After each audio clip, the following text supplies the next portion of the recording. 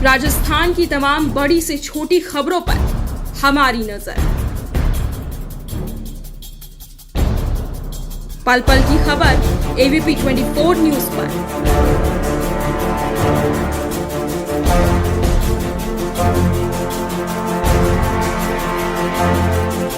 आपका विश्वास बनेगा हमारी ताकत।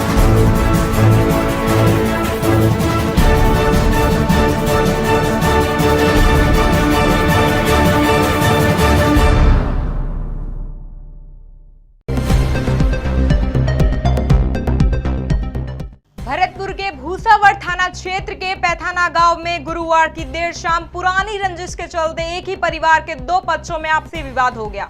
इसी क्रम में दोनों ही पक्षों में जमकर के गोली चली, लाठी डंडे और फिर फरसे भी चले।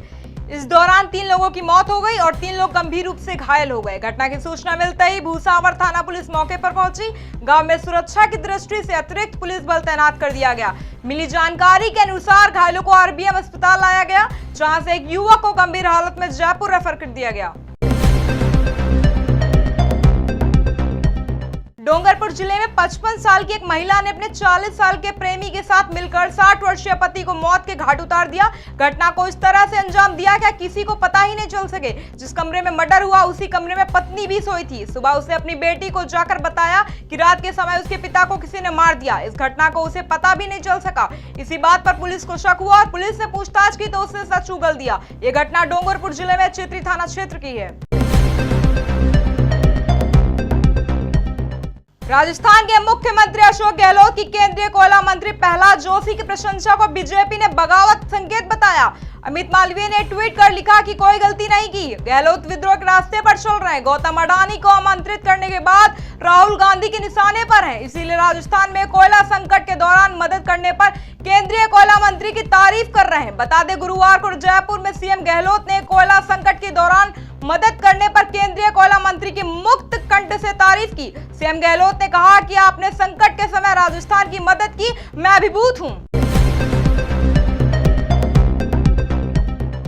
राजस्थान के अजमेर मंदिर कमेटी से विवाद के चलते आत्मदाह करने वाले पुजारी की मौत हो गई। गुरुवार देर रात मौत की पुष्टि होने के बाद हॉस्पिटल के बाहर पुलिस बल तैनात। वहीं परिवार ने पुजारी को न्याय नहीं मिलने पर डेड बॉडी लेने से इनकार कर दिया। बता दें, 12 अक्टूबर को 90 वर्षीय बुजुर्ग पुजारी गोविंद राम शर्मा ने आत्मदाह करने का प्रयास किया। इलाज के दौरान पुजारी की मौत हो गई। पुजारी की मौत की जानकारी मिलते ही हॉस्पिटल के बाहर बड़ी संख्या में लोग जमा हो गए। घटनाक्रम को लेकर ब्राह्मण समाज में आक्रोश है। ब्राह्मण समाज महापंचायत बुलाई है।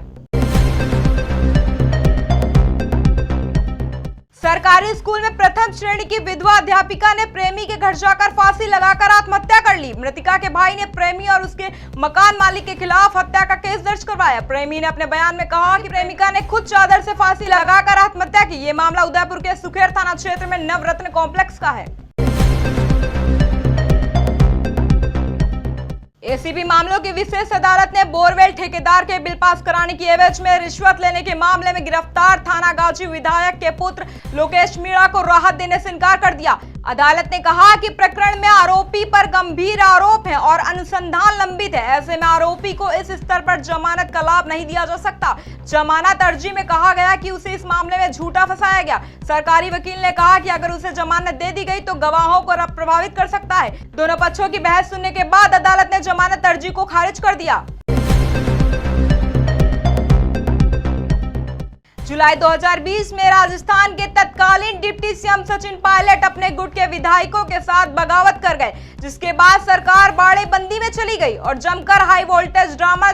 जून 2018 में बीजेपी में आला कमान को दाता बताकर वसुंधरा की मर्जी से नए प्रदेश अध्यक्ष मदनालाल सैनी चुने गए। खूब हंगामा हुआ और अब सितंबर 2022 में अशोक गहलोत के अध्यक्ष बनने की चर्चाओं के बीच 25 सितंबर को विधायक दल की बैठक से बगावत कर गए। ये कुछ राजस्थान के सियासी गलियारों के घटनाक्रम है जिन्होंने देश का ध्यान खींचा। प्रदेश में बीजेपी और कांग्रेस दोनों ही दलों में गुटबाजी एक बड़ी चुनौती बनी हुई है और हाई कमान को खुला चैलेंज देने से भी नहीं पीछे हटते।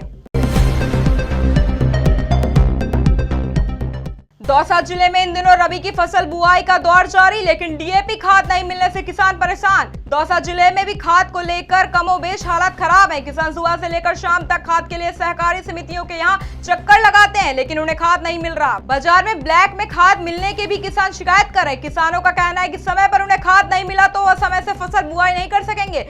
ऐसे में उनकी फसल अगेती नहीं होकर पछती होगी, जिसके चलते पैदावार कम होगी। पिछले दिनों केंद्रीय डेयरी और पशुपालन राज्य मंत्री डॉक्टर सचिव बलियान ने भी जिले में खाद की कालाबाजारी के आरोप लगाए गए थे। धौलपुर शहर के सदर थाना क्षेत्र के फोंदे का पूरा गांव के पास बने नाले में गुरुवार देर शाम को एक आयुर्वेदिक डॉक्टर का शव मिलने से हड़कंप मच गया। बताया जा रहा है कि पानी जिले के आयुर्वेदिक अस्पताल में तैनात डॉक्टर करीब 6 साल से ड्यूटी से अनुपस्थित चल रहा था, जो मानसिक रूप से काफी दिनों से परेशान था। शव मिलने की सूचना मिलते ही सदर थाना पुलिस मौके पर पहुंची, जिसने शव को जिला अस्पताल धौलपुर की मोर्चरी में रखवा दिया। गुरुवार को करवा चौथ पूरे देश में मनाया गया, लेकिन राजस्थान के उदयपुर से भाजपा सांसद अर्जुन लाल मीणा ने सबसे ज्यादा सुर्खियां बटोरी। उदयपुर के सांसद अर्जुन लाल मीणा की दोनों पत्नियों ने एक साथ करवा चौथ की पूजा की। सांसद मीणा की दोनों पत्नियों ने करवा चौथ का साथ में व्रत रख पूजा अर्चना की और फिर साथ में चंद्रमा के दर्शन कर अपना व्रत खोला। सांसद अर्जुन लाल मीणा की दोनों पत्नियां आपस में बहन है। एक पत्नी का नाम राजकुमारी है, जबकि दूसरी पत्नी का नाम मीनाक्षी है।